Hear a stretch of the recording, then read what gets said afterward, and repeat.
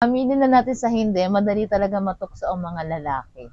Madalas kasi sa mag-partner, pagka LDR talaga, kaya hindi nagkakaroon ng maayos minsan ng LDR kasi lack of communication talaga eh. Tama. Ba't ka magtitiis sa taong hindi ka naman pinahahalagahan?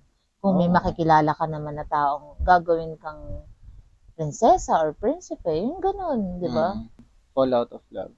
Maraming reasons talaga pag sinabing fall out of love. Kasi hindi talaga pwede na, parang Instant, nawala na, ay wala na wala akong na akong nararamdaman sa'yo. nararamdaman sa'yo. Ano ka, tinurukan ka ng anesthesia sa puso, tapos wala kang nararamdaman. Hindi pwede yun.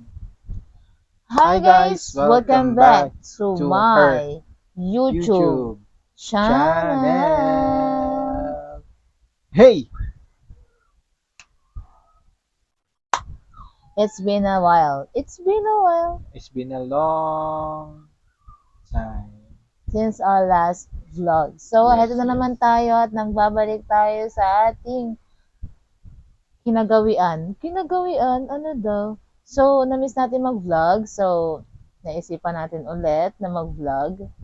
Kaya andito tayo ngayon para gunitain ang charis. So, for today's video, ano ang gagawin natin? Ano nga ba? Ang gagawin natin ngayon ay makikipagchismisan. Dahil nauuso ngayon ng mga balitaan na hiwalayan. Ang dami naghihiwalay for today's video. So, makikisawsaw lang tayo. Makikisawsaw. So, ang gagawin nga natin for today's video is pag-uusapan natin yung mga X and Ys. Ys kasi bakit sila naghihiwalay. So, ayun na nga. Pag-uusapan na natin ngayon yung mga main reason kung bakit naghihiwalay ang mga magpa-partner. So, wag na natin ito patagalin pa kasi mainit-init na usapan to. Charis. So, bago tayo mag-start, don't forget to Like, share, and subscribe, and click the notification bell for more videos. sana makapag-vlog na tayo ulit. Sana. Bakit kasi tinatamad ang mga person? Hindi naman actually tinatamad. Busy lang po talaga kami. So, ayun na nga, without further ado, Without further ado, let's start. Hi guys, welcome back to my YouTube channel. It's me, Janine.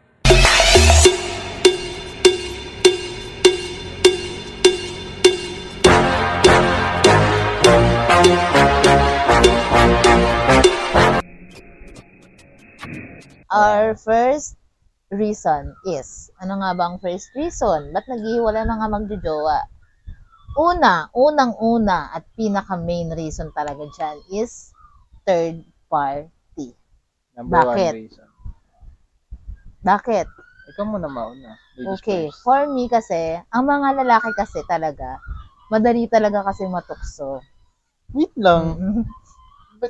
Aminin na natin sa hindi, madali talaga matukso ang mga lalaki. 'Di ba? Yung tipong isang ganyan lang sa kanila, wala, bibigay. Ayun, kaya mahirap. Kaya doon pumapasok ang cheating eh. Doon pumapasok ang third party kasi madali matukso ang mga lalaki. Anong bato mo naman doon? Sa akin naman, i-generalize na lang natin.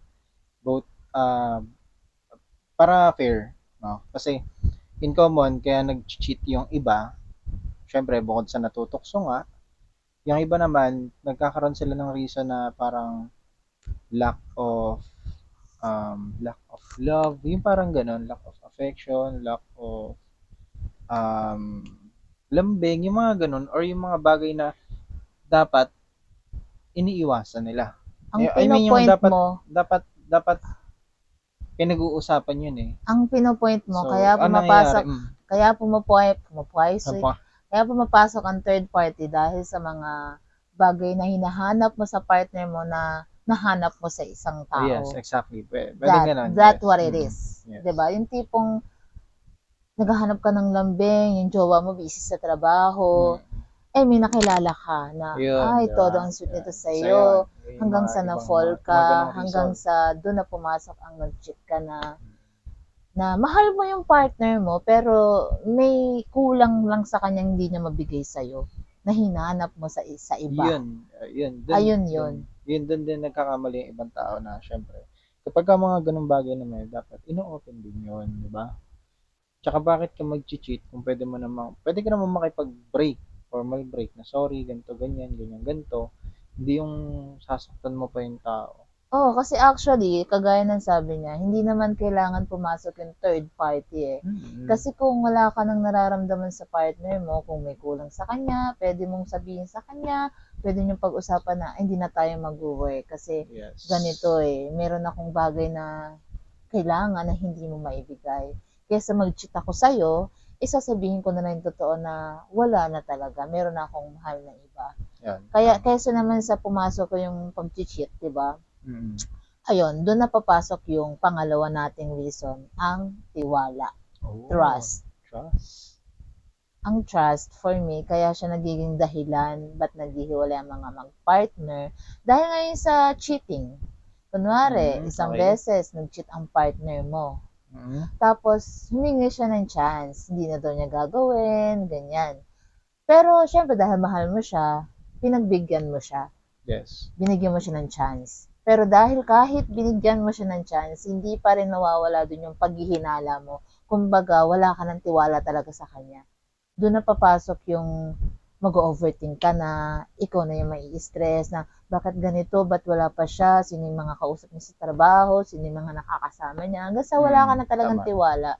Hanggang sa papasok na parang maghahanap ka rin ng iba.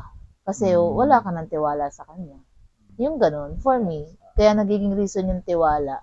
Kasi isang beses na sinira, ang hirap nang ibalik eh. Kumbaga sa salamin, once na nabasag na, mahirap nang buuin. Mahirap na ibalik. Tama. For me naman, yung trust, ginagamit yan ng magjo. Charis. For me, yung trust, ano yan, may mga tao kasi na, aminin na natin, may mga tao talaga na mayroong trust issue. Ba't parang nagpaparinig ka, be? Hindi ako nagpaparinig, Wala rin ako pinaparinggan, Pero totoo. Pero dinidikit mo sa tenga ko, yung... Wala, dinidikit ko dito sa mic. So, meron mga ganon. May mga taong may trust issue. Bakit nga ba may trust issue? Ba't ba dinidiin mo pa? Oo na. Trust issue. Dinidiin mo yung trust issue. Sorry na. Tapos? So, dahil based on their experience, yung mga ganon, syempre may mga taong nasaktan na before na nahihirapan din magtiwala ulit. Dahil yung tiwala na yan kasi, pag nasira talaga yan, napakahirap nang ibalik yan. At yung tiwala na yan, napakahirap kunin yan. Sobra. It takes time, it takes effort. Yung tiwala na yan, yung trust na yan. At saka, meron ding mga tao na TH, tamang hinala. Yun yung mga tao na sobrang overprotective sila sa partner nila, na to the point na parang sobrang nag-overthink sila sa partner nila, nawawalan kagad sila ng tiwala, not knowing kung ano yung totoong nangyayari. Diba? May mga ganong case.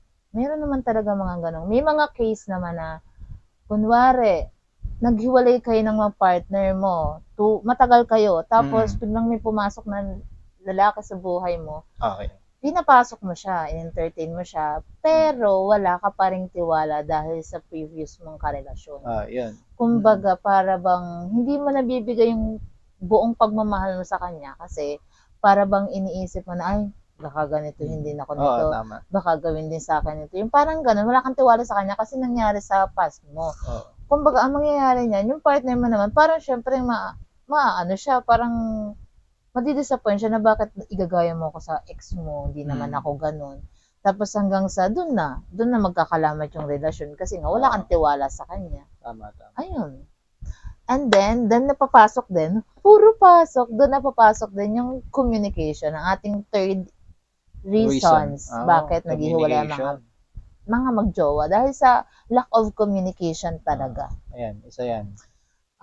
For me, reason bakit nagiging dahilan ng communication dahil, for example, nakita mo si partner mong may kasamang babae sa isang public place, hindi mo siya muna tinanong, hindi mo na muna siya kinausap. Kumbaga, nagbigay ka kaagad ng meaning sa nakita mo. Tapos, sinabi mo na malandi siya, hiwalay na kayo, kasi lagi mo na siya nakikita may ibang kasamang babae. Hindi mo muna siya, alam mo yun, hindi nyo muna pinag-usapan, hindi mo muna siya hinayaang mag-explain sino ba yon, kung wala ka naman talaga nakitang kakaiba na malisyoso talaga sa ginagawa nila, 'di ba? Tapos, kumbaga, kunwari, kagaya sa chat, hindi kayo, madalas kasi sa mag-partner, pagka LDR talaga, kaya hindi nagkakaroon ng maayos minsan ng LDR kasi lack of communication talaga eh. Tama. Mostly sa LDR talaga, maswerte na yung nagtatagal dahil nga sa communication.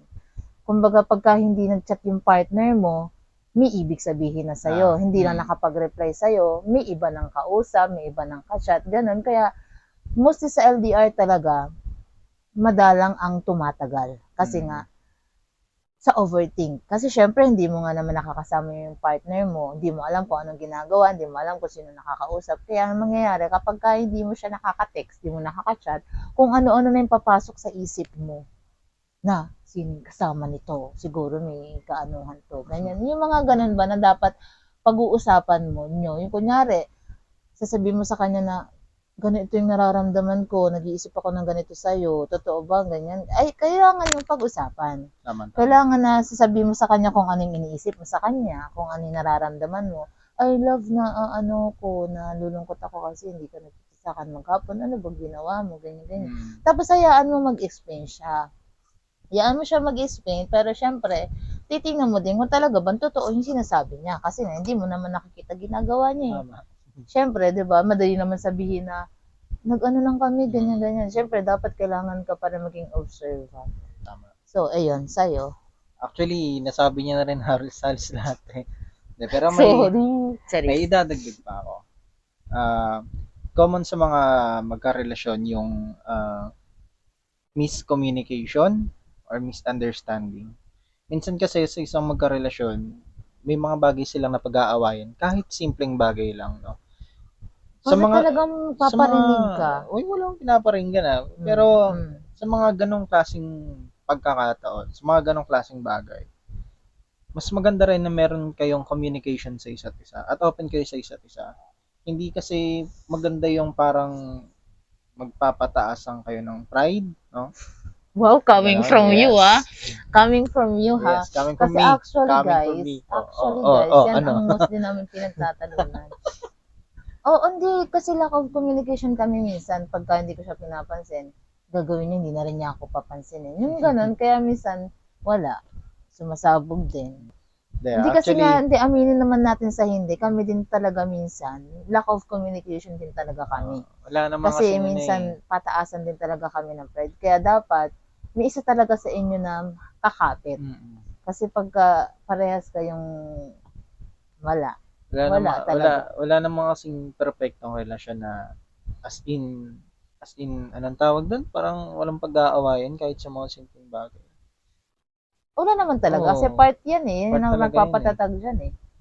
Kasi pag puro na lang kayo sweetness, ganyan. Tapos at the end, hindi nyo nakita yung worst side ng isa't isa. Tama. Tapos once na nakita mo yung worst side ng partner mo, ay, magugulat ko, ganito pala to, iwanan ko na to. Kasi doon mo lang nakita. Kumbaga maganda na yung totoo kayo sa isa't isa. Pinapakita mo kung ano ka talaga. Para malaman mo kung matatanggap mo ba yung ganyang worst side niya. Kaya mo ba? Kasi, syempre, paano pag ganun yung mag-asawa na kayo, di ba? Kayo lagi yung magkasama. Tapos, di mo alam kung ano yung totoo niyang ugali. Di ba? So, next naman tayo. Bakit yun yung tingin mo? So, ang next natin na reason. Next reason natin, itong masakit. Ano yan? Fall out of love. Totoo ba yun? Fall out of love. Naniniwala ka ba sa hindi? Naniniwala ka ba sa fall out of love? Fall out of love? Siguro, mapa-fall out of love ka kung merong reason. Hindi kasi yung parang bang sinasabi nila pag bigla na lang, wala na siya. May mga ganun eh. Yung para bang naging, kunyari nakapag-iwalay sa yung partner, matatanungin mo, anong dahilan? Wala na akong nararamdaman. Parang, imposible yun eh. Sa akin din, imposible. Imposible. It's either, kaya na fall out of love ka, it's either may third party. It's either hindi mo kaya yung ugali niya, may nakita ka sa kanyang hindi mo nagustuhan. Tapos ang dinadahilan mo lang fall out of love. Tapos para bang sa tinagal ng pagsasama nyo, para bang nagsawa ka na sa nagsawa ka na sa paulit-ulit yung ginagawa. Sa setup Paulit-ulit sa setup nyo, para bang gusto mo humanap ng excitement na iba naman. Na ibang challenge naman, ibang pagkisama naman. May mga ganun eh. Kaya yung iba kahit tumatagal sila ng 11 years, para bang siguro parang ay, wala nang excitement, halos paulit-ulit na lang yung nangyayari sa amin eh. Para bang naghanap siya ng excitement sa iba, ibang challenge, ibang experience, yung ganun ba? May mga ganun kasing tao eh, yung sasabihin na fall out of love. Ang lang doon, minsan talagang pumapasok na dahilan bakit na-fall out of love, third party talaga. Number 1 para sa'yo. Kasi kung mahal mo yung tao, anuhin mo siya, kagaya na papasok din yung communication. Kung mahal mo talaga, papasok yung tiwala, at papasok dyan yung hindi ka maghahanap ng iba. Kakausapin mo siya kung kunwari meron siyang bagay na hindi mo nagustuhan, kakausapin mo siya. Hindi yung dadahilan mo na fall out of love. Imposible kasi talaga yun.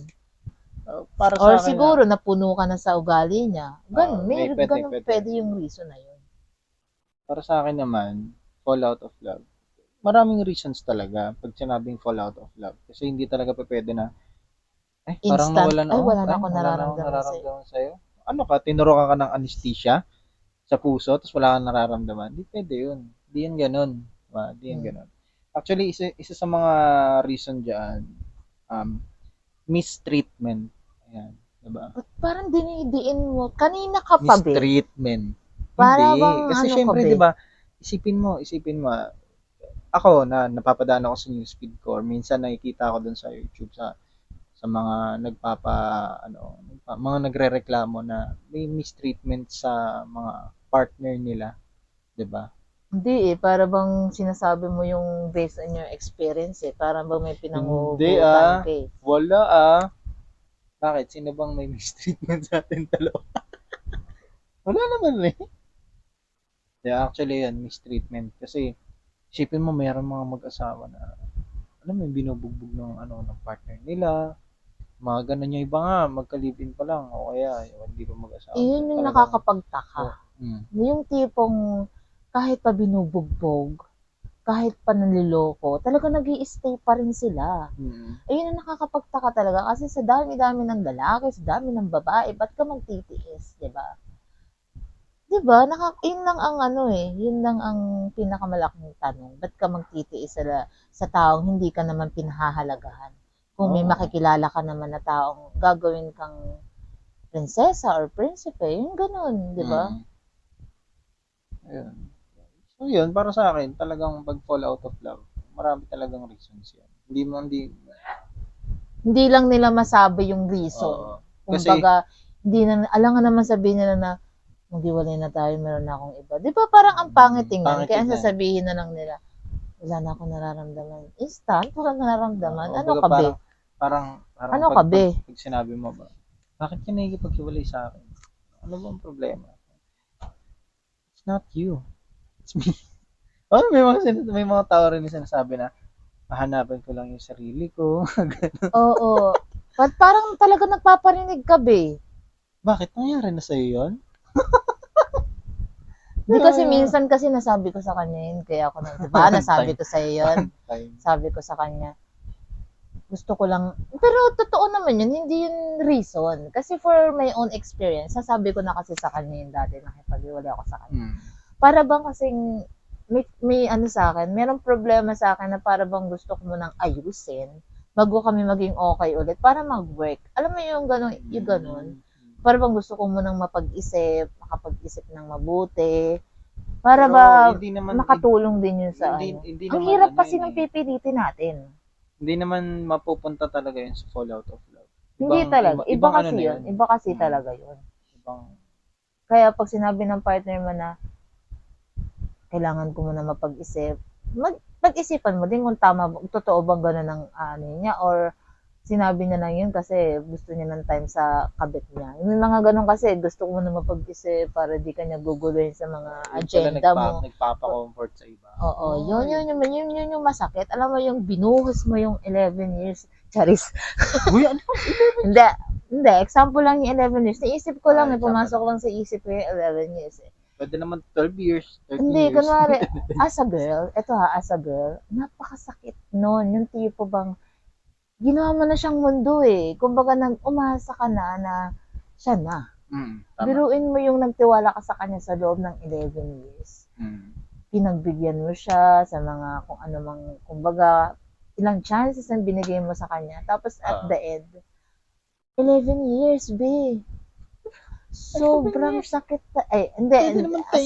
Sorry, nadadala ako sa emotion. Ano ko lang yun, naisip ko lang yun, pumasok lang sa isip ko. Sige, sabihin na natin, 3 years. Kahit pa sabihin mo 3 years. As a girl, ang sakit talaga. Yun din yung lagi kong sinasabi sa kanya na para bang ayokong sayangin yung oras ko. Ayoko na guguluhin mo yung buhay ko tapos at the end iiwan mo lang din, 'di ba? Bilang babae, 'di ba? Napaka-irresponsible. Napakasara ulo niyo namang mga lalaki. Yan, Kung papasok, general ka naman ng mga lalaki hindi, ka na wag na naman. tayong mag-anuhan dito, totoo naman, 'di ba? Hindi, aminin man natin sa hindi. Oo, alam naman natin na babae, lalaki, bakla, tomboy, talagang natutokso naman talaga. Pero, mostly talaga eh. Aminin natin, mostly talaga lalaki. Di ba? Aminin mo. Hindi ko aminin yan. Para sa akin, both sides. Hindi. Ganun talaga. Both sides naman talaga nagloloko. Pero mostly, mas mataas ang level ng lalaki ang nagloloko talaga. Kung i-rate natin. Di ba? Kasi ang lalaki talaga, madali talaga sila matukso. Huwag na tayo magplastikan dito. Totoo, di ba? Kasi ang babae, para bang, kumbaga yung ibang babae, yung iba lang naman ha. Yung iba kunwari, V ka pa. V as in, alam niyo na kung ano V, berhen ka pa. Tapos kung sino yung lalaking unang nakaano sa'yo, para bang gusto mo na, siya na. Kasi siya na yung binagbigyan mo eh. Tapos at the end, iiwan ka rin. Parang may inaano ka, may Hindi, pinaglalabang ka. hindi. Ina-example ko lang na yung mga babae kasi talaga mahalaga sa kanila. Yung ibang babae. Pero syempre, may mga babae rin naman na hindi mahalaga sa kanila eh. Na wala na silang pakialam kung kanina na ibigay yun. Pero may mga babae din talaga na mahalaga talaga yun. Yung ipaglalaban nila yung taong una nilang pinagbigyan yun kahit nahihirapan na sila. Next naman. Bakit magdi-next ka? Hindi pa ako tapos. Ba't ka nagdi-next dyan? Tayo magdi-next for today's video. Ang layo na narating ng ating ng ating fallout of love. Ang layo ng narating mo. Hindi, kasi totoo naman kasi yun. Nandito tayo sa okay, Apari, next na napunta tayo. Sa Hulo.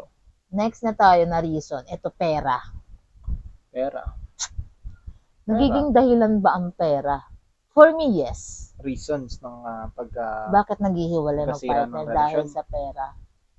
For me talaga, yes. Malaking impact din yan. Kasi may mga mag-partner na, sige, sabihin na natin na babae naman. Ito naman, sa babae naman ha. Madalas talaga dito, babae ang nakikipaghiwalay dahil sa pera. Bakit? Kasi, kahit sa mag-asawa na lang, Okay. yung para bang wala nabibigay na sa kanila yung asawa nila. Okay. Tapos ang mangyayari, hahanapin nila yung lalaki na makakapagbigay sa kanya ng mga kailangan nila. O sa kunyari sa magpartner na lang yan May mga babae, sabihin natin mga lalaki din, pero mostly naman mga babae. Ito na ha, hindi ko na tinataas sa mga babae. Mostly din mga babae, yung tipong mas gugustuhin nila yung lalaki maibibigay yung mga luho nila kaysa sa lalaking talagang mamahalin sila ng totoo. Tama. Halimbawa, may partner ka na mahal ka, pero ang baba ng sahod niya or minsan wala pa siyang pera, hindi niya nabibigay yung mga gusto niya. May mga times na ang ginagawa ng mga ibang babae, naghahanap sila ng foreigner. Oo, diba? Totoo naman yun, diba? Naghahanap sila ng foreigner para para mamigay yung mga luho nila. Tapos ang idadahilan nila sa partner nila, mahal naman kita. Kaso nga lang, kailangan ko itong gawin kasi syempre may mga pangangailangan din tayo. Yung mga ganun. Tapos ang mangyayari niyan, syempre si guy, mawawala na siya ng kumpiyansa sa sarili niya. Na ang gagawin niya, sige, doon ka na lang. Doon ka na lang, hahanapin ko na lang yung babaeng tatanggapin ako, susuportahan ako ng walang-wala ako hanggang sa magkaroon ako. May mga ganun kasi, Oh, di may ba? ganun, may ganun. May mga ganong lalaki na gusto nila yung babaeng susuportahan sila nung walang-wala sila. Kasi doon mo malalaman yun eh. Hindi yung susuportahan ka lang pag meron ka na. Ayun, ikaw, ano masisay mo sa money? For me naman, money, pwede nating ipasok dyan yung estado ng buhay ng isang tao. Diba? Money. Kasi mapera eh. Diba? Totoo. Sasabihin ko lang ulit yung sinabi ni Mahal. Totoo, may mga tao kasing mapili talaga pagdating sa partner nila. Gusto nila yung partner nila na mataas yung estado ng buhay nila. Gusto nila na wow, may ganito, ay wow, mapera pala kayo, wow, ganito, ganyan, wow, ganyan. Uso na yan ngayon. Uso na yan, lalo na sa mga yung mga taong maluluho na bili mo naman ako ng ganyan, bili mo naman ako ng ganyan. Para sa amin ang hirap kitain ng pera, sobrang hirap. Tapos biglang ganun. paano na lang pag yung may example ako diyan merong mga mostly sa mga babae pero mga papasok dito na may mga babae na gold digger. Ba't lagi ka nagaganon? Para bang Siyempre, napapatama ka, baka mamaya Hindi ako isipin ng mga nagpapatama. nanonood, gold digger ako. Hindi. Ano bang gold digger ko sa'yo? Wala ka namang Naggaganong gold. ako kasi may mga babae talagang ganun, gold digger. No? Kasi yung mga babae talaga na parang ang habol lang talaga nila sa partner nila is pera. Diba? May mga ganun eh. Oo, Tapos kadalasan pagka wala aminado pag- naman ako dun. Uy! Hindi, ibig ko sabihin, aminado naman ako na mostly talaga mga babae ang ganon. Bakit gold digger ba ako? Nag-gold digger Hindi. ko sa'yo. Wala. Nag-gold digger ko sa'yo. Tinga. Uy! Charis. Actually, ayun. Tsaka, alam mo yun, pagka si guy, wala na siyang pera, wala na siyang maibigay, wala na, naubos na yung ipon niya. Normal naman lang talaga, Wala. ito sabihin ko, normal naman talaga sa isang babae na talagang nakakaramdam talaga siya ng pagka-disappoint, ganyan. Kasi syempre, as a guy, as a babae, magtitiwala ka sa partner mo, nagagawa siya ng diskarte, ganyan. Depende na rin yan sa guy eh. Kasi may mga lalaki rin naman kasi na hindi marunong dumiskarte. Yung ang laki-laki ng katawan, hindi marunong magtrabaho. Syempre, as a girl, talagang maghahanap ka talaga ng lalaki, makikita mo yung madiskarte. Tapos dapat, mag-aanak pa sila ng 12. Ay po. may mga lalaki din naman kasi talagang ganun. Kaya hindi naman natin masisisi yung mga babae kung ba't naghahanap sila ng mga lalaki. Masusustentuhan sila. Depende kasi yan eh. Kung yung lalaki, gumagawa ng diskarte, kahit maliit man ang kinikita, at least dumidiskarte. Kesa dun sa, hindi talaga as in dumidiskarte. Ayun may yun. bisyo pa, may bisyo Hindi mo pa. masisisi si girl dun. Hindi natin araw-araw Hindi yung mo pera. masisisi si girls. Kasi kung ano susuportahan ng babae dun sa lalaki, kung wala namang ginagawa yung lalaki, paano niya susuportahan? Kasi dapat, ang lalaki ang kikilos niyan eh. Kikilos ka dapat. Ang babae na lang ang magsusupport sa'yo. Susuportahan ka na niya. Paano ka niya susuportahan kung ikaw mismo wala ka namang ginagawa? Yun. Wala Diba? talaga mangyayari sa So, ang mangyayari niyan, mapupuno na si girl. Doon na siya maghahanap ng another one na makikita niya madiskarte. Or pwedeng mag-break sila. Maghihiwalay. Yan Naman nga, yung reason of break off. Maghanap ng iba. Maghanap nga talaga. Makikipaghiwalay kasi ano dahilan. Kasi wala kang diskarte, wala tayong usad. Hindi ka kumikilos, ganyan. Ano mangyayari sa atin? Paano pagka nagkapamilya tayo, ganyan na lang ba? Diba? Siyempre, as a girl din, gusto din niya, yung may mapapakain siya sa mga anak niya. Kung yung partner mo, ganun, hindi dumidiskarte. Anong mangyayari sa pamilya niyo, diba? So, mangyayari niyan talaga, hiwalay. Ayun. Next naman tayo, guys. Next na tayo. Ito, last. Yan. Last. Family and friends. Bakit nagiging reason? Or nagiging reason nga ba ang family and friends? Ikaw muna, sige. Pero sa akin, magiging reason yung family and friends. Hindi natin mahal mo yung partner mo, ganito, ganyan. Pero, against yung parents mo or against yung parents niya sa'yo. Diba? May mga ganun may mga ganun case. Kasi, ang reason yan, hindi naman dahil sa pagiging maarte ng mga parents mo or ng parents niya. Ganun.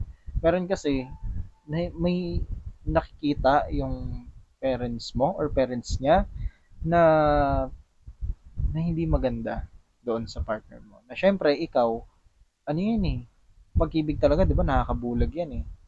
Di ba? Syempre, ikaw, hindi mo kagad makikita yan. Hindi mo talaga makikita yan eh. Di ba?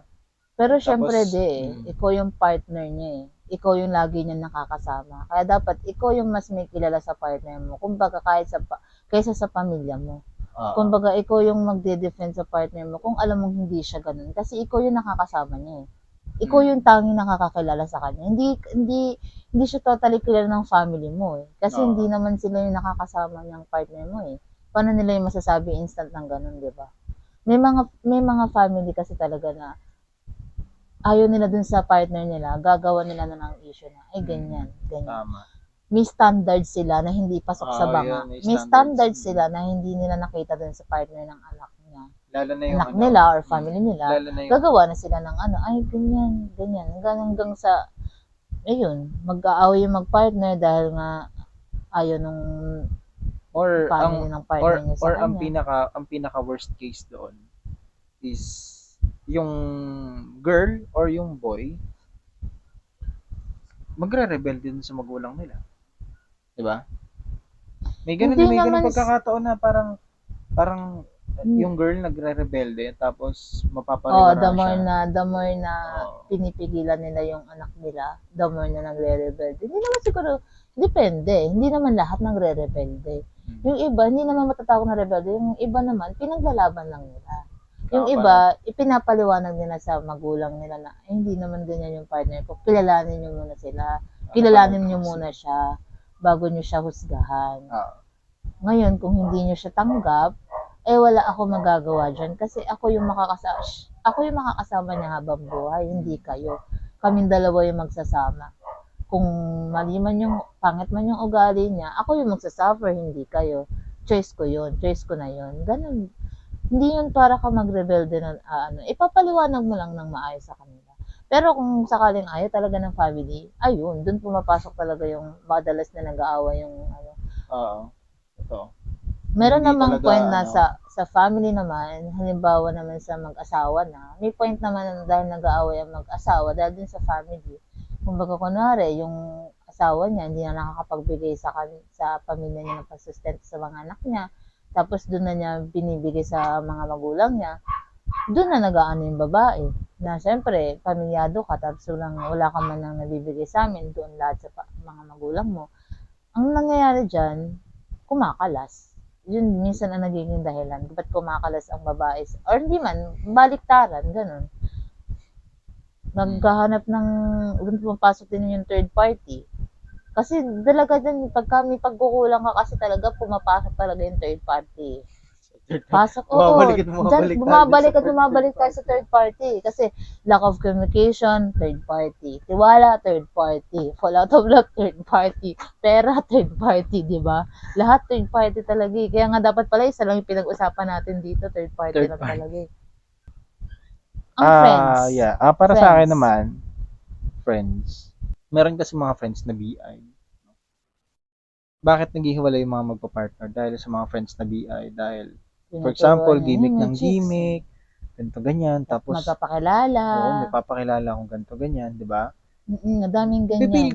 Dapat kasi pipili din tayo ng mga kakaibigan natin. Syempre, kung alam naman natin mali, bakit natin gagawin? At kung alam nilang na mali, bakit nila sasabihin sa'yo, di ba? Bakit nila i-offer sa'yo? Tapos may mga friends na pagtatakpan pa nila yung partner nila. Kunwari, sasabihin nung magchat-chat yung babae dun sa tropa ng jowa niya, kasama mo ba si ano kagabi? Sasabihin niya, oo, kasama ko kahit hindi naman kasama.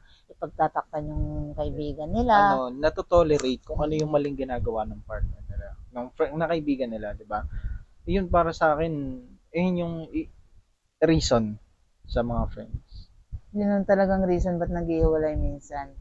Kasi dahil meron din namang times na dahil sa friend naghihiwalay dahil yung mismong friend ang kinabit. Ayun.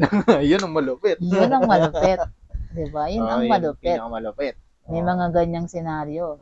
Napunta na naman tayo sa third party.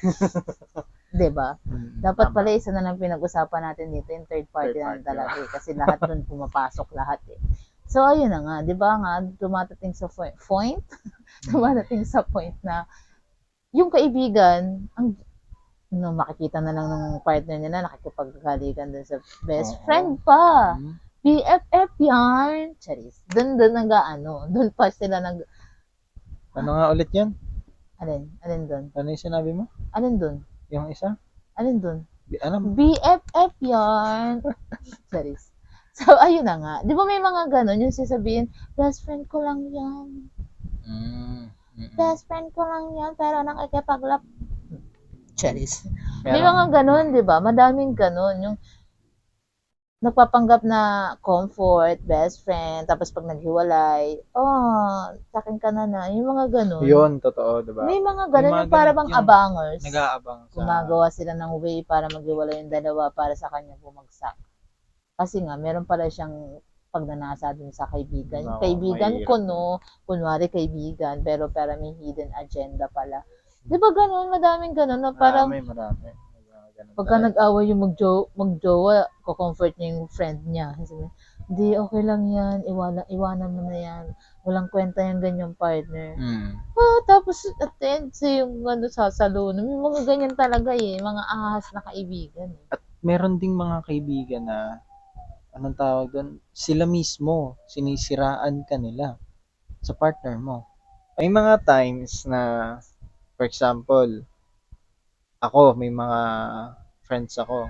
Tapos Meron? sasabihin ng mga friends ko na ay, tignan mo si ganyan, si ganto ganyan. Tignan mo yung jowa mo, ganto ganyan. Ay, tignan mo yung ganyan.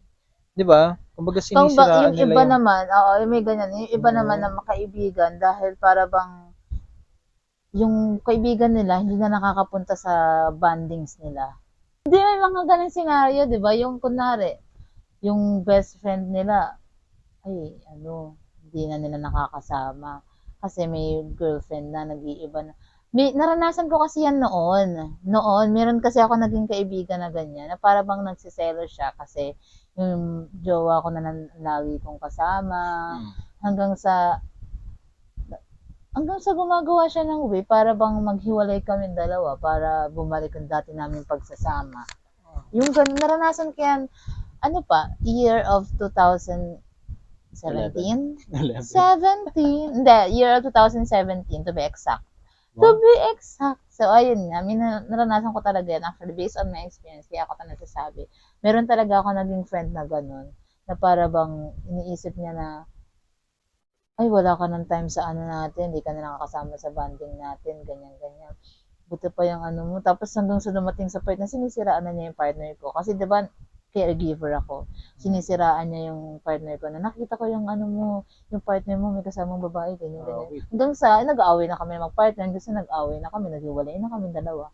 Dahil sa paninira ng Siyempre, mag-overthink din talaga ako. Di ko maiisip na gawa-gawa lang yun. Kasi siyempre, di ko nga naman nakikita yung partner ko. Mali ko kung totoo yun or what. Diba? Tama.